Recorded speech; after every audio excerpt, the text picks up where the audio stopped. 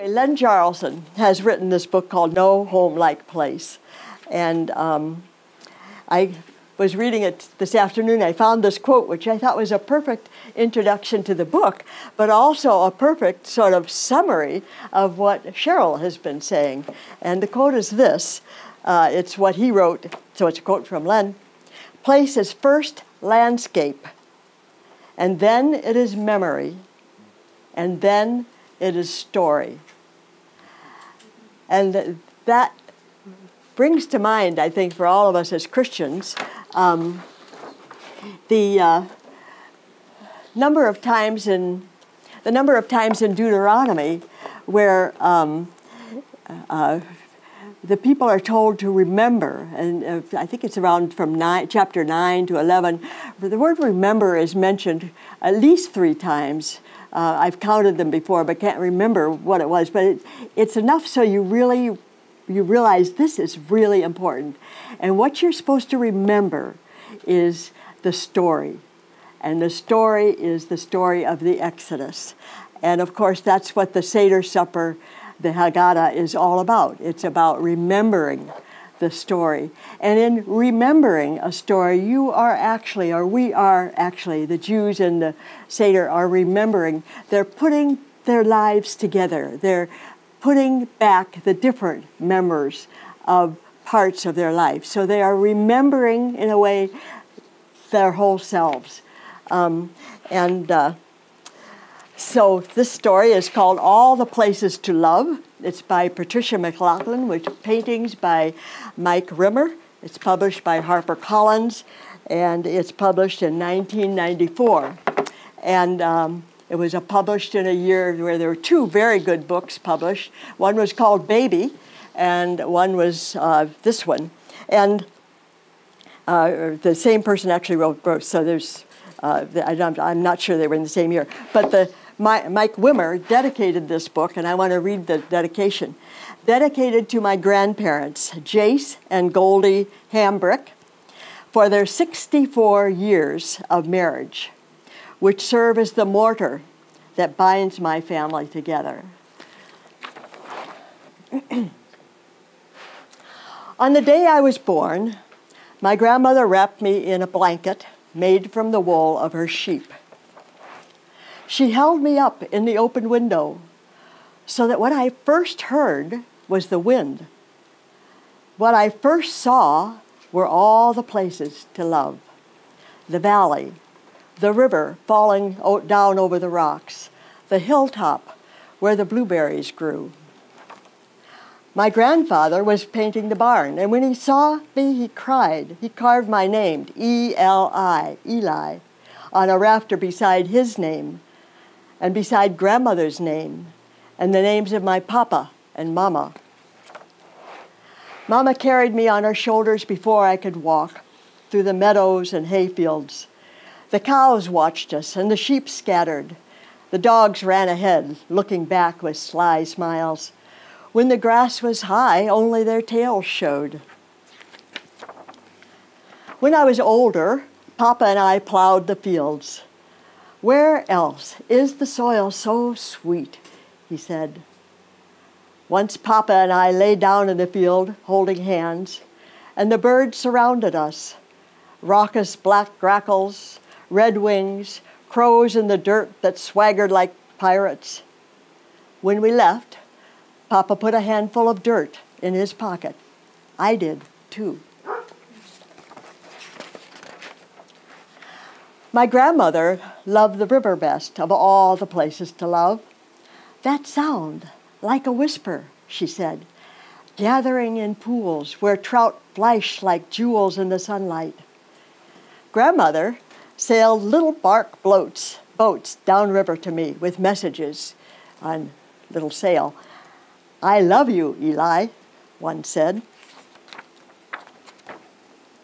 We jumped from rock to rock to rock, across the river to where the woods began, where bunchberry grew under the pine needle path and trillium bloomed.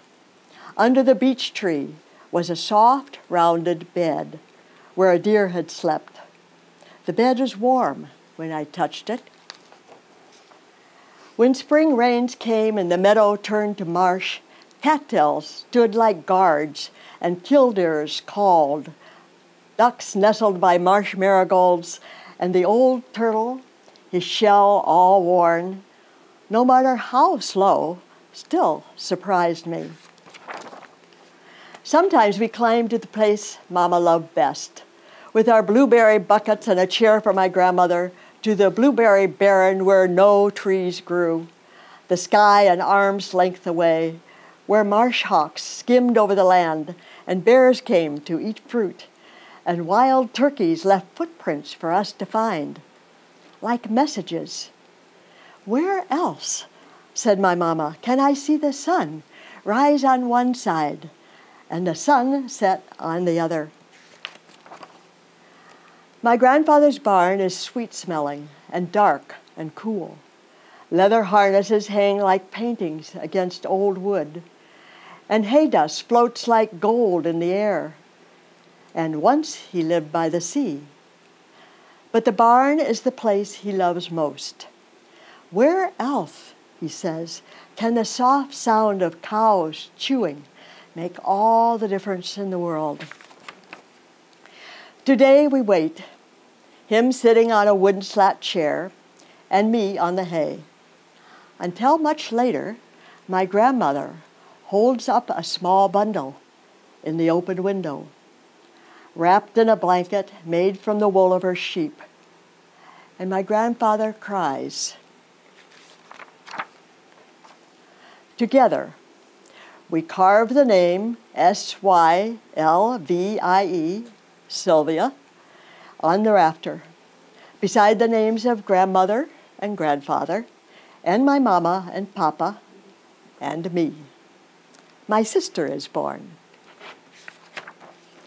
Someday I might live in the city. Someday I might live by the sea. But soon I will carry Sylvie on my shoulders through the fields. I will send her messages downriver in small boats, and I will watch her at the top of the hill trying to touch the sky. I will show her my favorite place, the marsh, where ducklings follow their mother like tiny tumbles of leaves. This is that part of the book.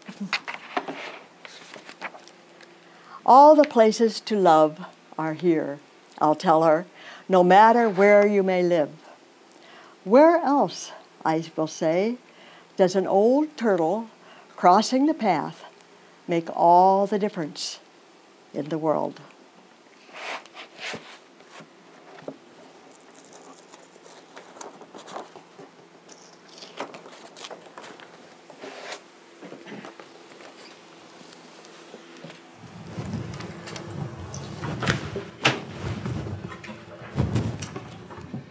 The Ones Who Walk Away from Omelas by Ursula Le Guin. With a clamor of bells that set the swallows soaring, the festival of summer came to the city of Omelas, bright towered by the sea. The rigging of the boats in harbor sparkled with flags. In the streets between houses with red roofs and painted walls, between old moss-grown gardens and under avenues of trees, past great parks and public buildings, processions moved. Some were decorous, old people in long stiff robes of mauve and gray, grave master workmen, quiet merry women carrying their babies and chatting as they walked. In other streets, the music beat faster, shimmering of gong and tambourine, and people went dancing. The procession was a dance. Children dodged in and out, their high calls rising like the swallows crossing flights over the music and the singing. All the processions wound towards the north side of the city, where on the great water meadow called the Green Fields, boys and girls, naked in the bright air, with mud-stained feet and ankles and long lithe arms, exercised their restive horses before the race. The horses wore no gear at all but a halter without bit. Their manes were braided with streamers of silver, gold, and green. They flared their nostrils and pranced and boasted to one another. They were vastly excited, the horse being the only animal who has adopted our ceremonies as his own. Far off to the north and west, the mountains stood up, half encircling Omelas on her bay. The air of morning was so clear that the snow still crowning the 18 peaks burned with white gold fire across the miles of sunlit air under the dark blue of the sky. There was just enough wind to make the banners that marked the racecourse snap and flutter now and then. In the silence of the broad green meadows, one could hear the music winding through the city streets, farther and nearer and ever approaching, a cheerful, faint sweetness of the air that from time to time trembled and gathered together and broke out into the great joyous clanging of the bells. Joyous! How is one to tell about joy? How describe the citizens of Omelas? They were not simple folk, you see, though they were happy. But we do not say the words of cheer much anymore. All smiles have become archaic. Given a description such as this, one tends to make certain assumptions. Given a description such as this, one tends to look next for the king, mounted on a splendid stallion and surrounded by his noble knights, or perhaps in a golden litter borne by great muscled slaves. But there was no king. They did not use swords or keep slaves. They were not barbarians.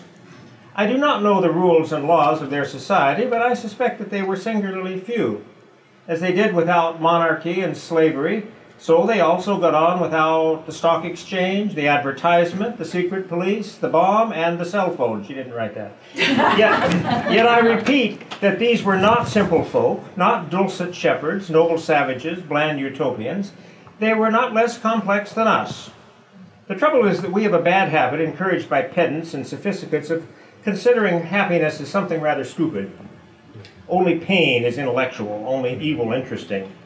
This is the treason of the artist, a refusal to admit the banality of evil and the terrible boredom of pain. If you can't lick him, join him. If it hurts, repeat it. But to praise despair is to condemn delight. To embrace violence is to lose hold of everything else. We have almost lost hold. We can no longer describe a happy man nor make any celebration of joy. How can I tell you about the people of Omelas? They were not naive and happy children, though their children were in fact happy. They were mature, intelligent, passionate adults whose lives were not wretched. Oh, miracle. But I wish I could describe it better. I wish I could convince you. Omelas sounds, in my words, like a city in a fairy tale, long ago and far away, once upon a time. Perhaps it would be best if you imagine it as your own fancy bids, assuming it will rise to the occasion, for certainly I cannot suit you all. For instance, how about technology? I think there would be no cars or helicopters in and above the streets. This follows from the fact that people of Omelas are happy people.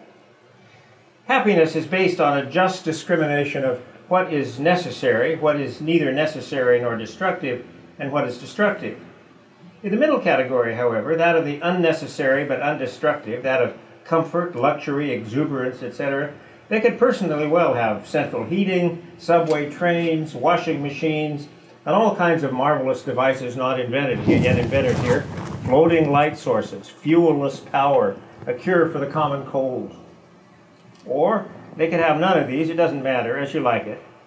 I incline to think that people from towns up and down the coast have been coming into Omelas during the last days before the festival on very fast little trains and double-deck trams, and that the train station of Omelas is actually the handsomest building in town, though plainer than the magnificent farmer's market. But even granted trains, I fear that Omelas so far strikes some of you as goody-goody. Smiles, bells, parades, horses, bleh.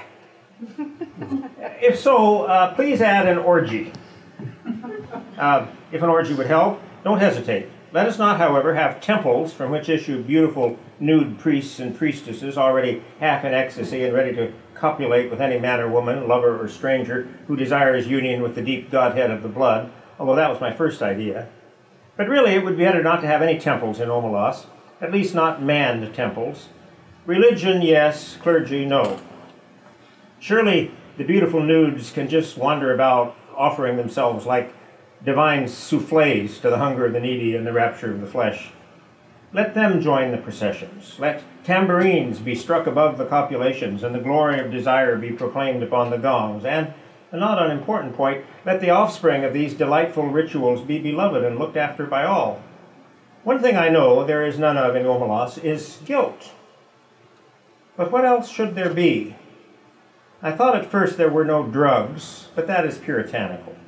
For those who like it, the faint, insistent sweetness of druse may perfume the ways of the city. Druse, which first brings a great lightness and brilliance to the mind and limbs, and then after some hours a dreaming languor and wonderful visions at last of the very arcana and inmost secrets of the universe, as well as exciting the pleasure of sex beyond all belief.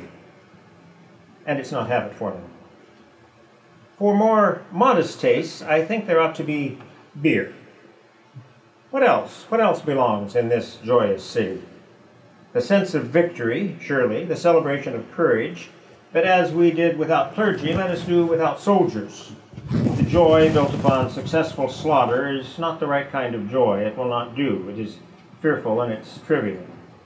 A boundless and generous contentment, a magnanimous triumph felt not against some outer enemy, but in communion with the finest and fairest in the souls of all men everywhere, and the splendor of the world's summer. This is what swells the hearts of the people of Omelas, and the victory they'll celebrate is that of life. I really don't think many of them need to take druse. Most of the procession have reached the green fields by now. A marvelous smell of cooking goes forth from the red and blue tents of the provisioners. The faces of small children are amiably sticky. In the benign gray beard of a man, a couple of crumbs of rich pastry are entangled. The youths and girls have mounted their horses and are beginning to group round the starting line of the course. An old woman, small, fat, and laughing, is passing out flowers from a basket, and tall young men wear her flowers in their shining hair. A child of 9 or 10 sits at the edge of the crowd, alone, playing on a wooden flute. People pause to listen, and they smile, but they do not speak to him, for he never ceases playing and never sees them, his dark eyes wholly wrapped in the sweet, thin magic of the tune. He finishes and slowly lowers his hands, holding the wooden flute. As if that little private silence were the signal, all at once a trumpet sounds from the pavilion near the starting line, imperious, melancholy, piercing. The horses rear in their slender legs, and some of them neigh in answer. Sober-faced, the young riders stroke the horses' necks and soothe them, whispering, "Quiet, quiet there, my beauty, my hope." They begin to form in rank along the starting line. The crowds along the race course are like a field of grass and flowers in the wind. The festival of summer has begun. Do you believe? Do you accept the festival, the city, the joy? No? Then let me describe one more thing. In a basement under one of the beautiful public buildings of Omelas, or perhaps in the cellar of one of the spacious private homes, there is a room. It has one locked door and no window. A little light seeps in dustily between cracks in the boards, second-hand from a cobweb window somewhere across the cellar. In one corner of the little room, a couple of mops with stiff, clotted, foul-smelling heads stand near a rusty bucket. The floor is dirty, a little damp to the touch, as cellar dirt usually is. The room is about 3 paces long and 2 wide, a mere broom closet or disused tool room. In the room, a child is sitting. It could be a boy or a girl. It looks about 6, but actually is nearly 10. It is feeble-minded. Perhaps it was born defective, or perhaps it has become imbecile through fear, malnutrition, and neglect.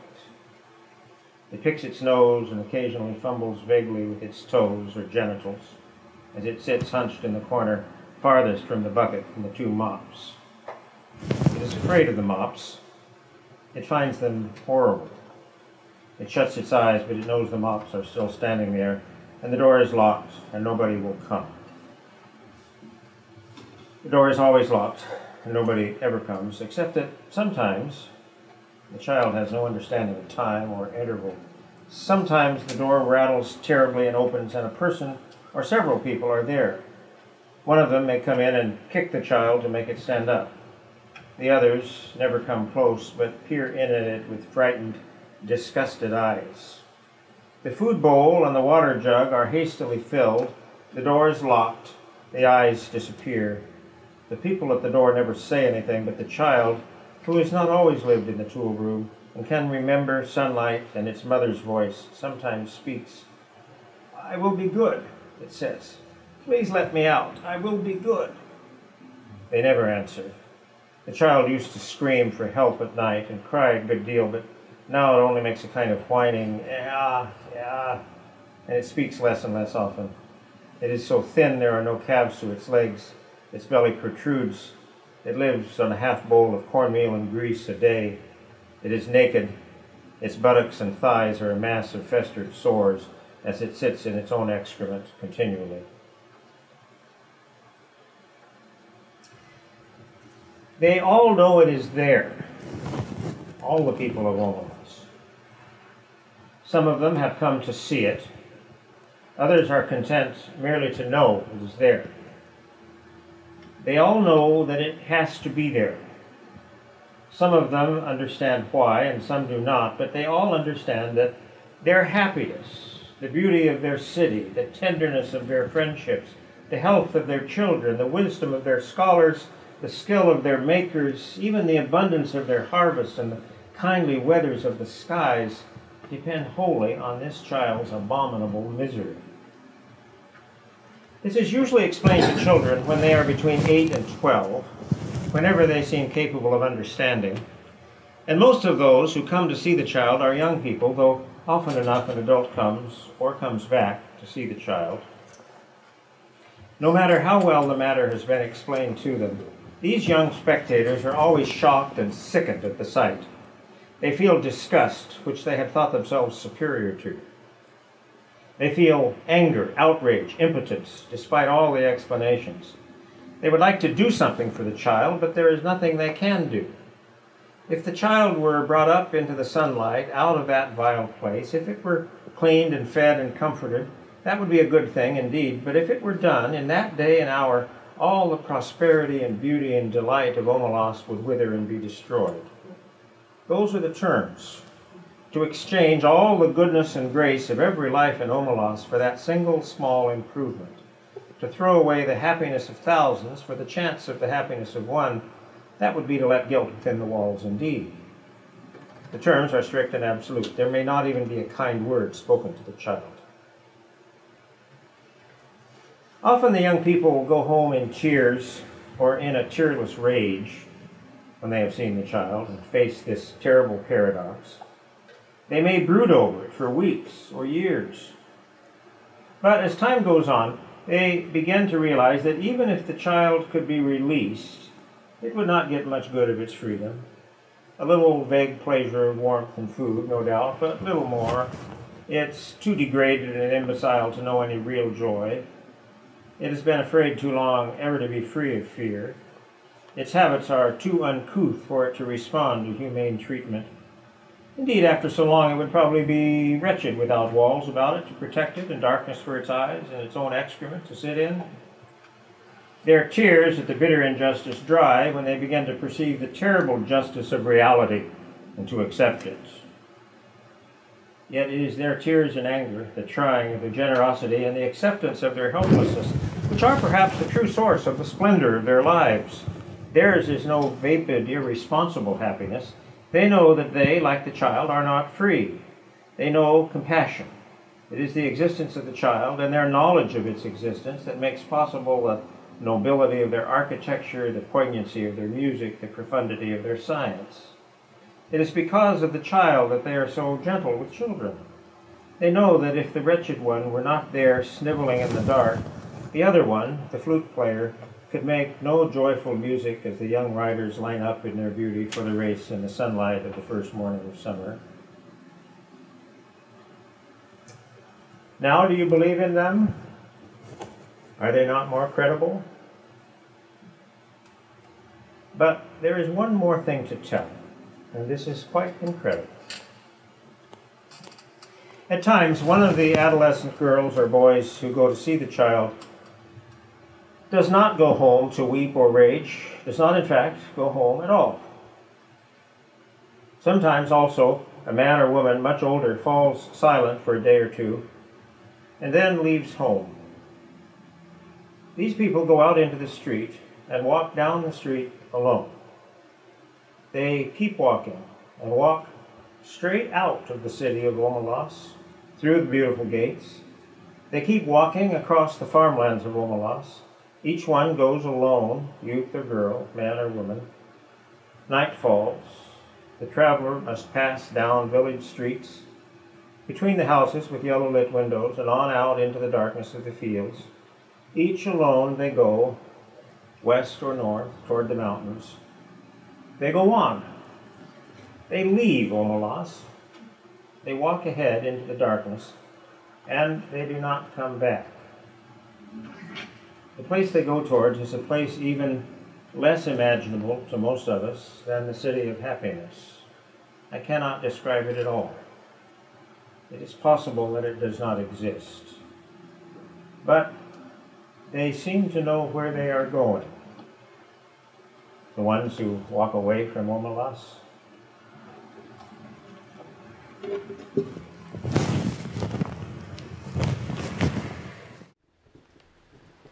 I think the song will be fitting because there are no words.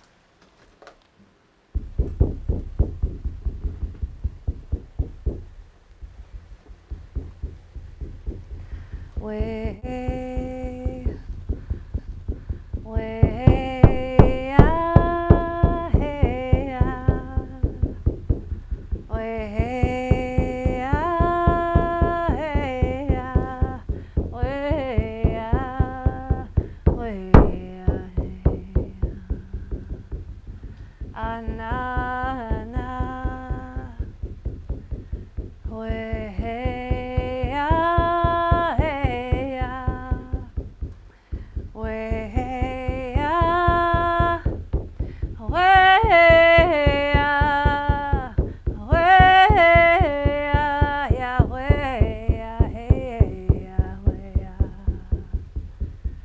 Na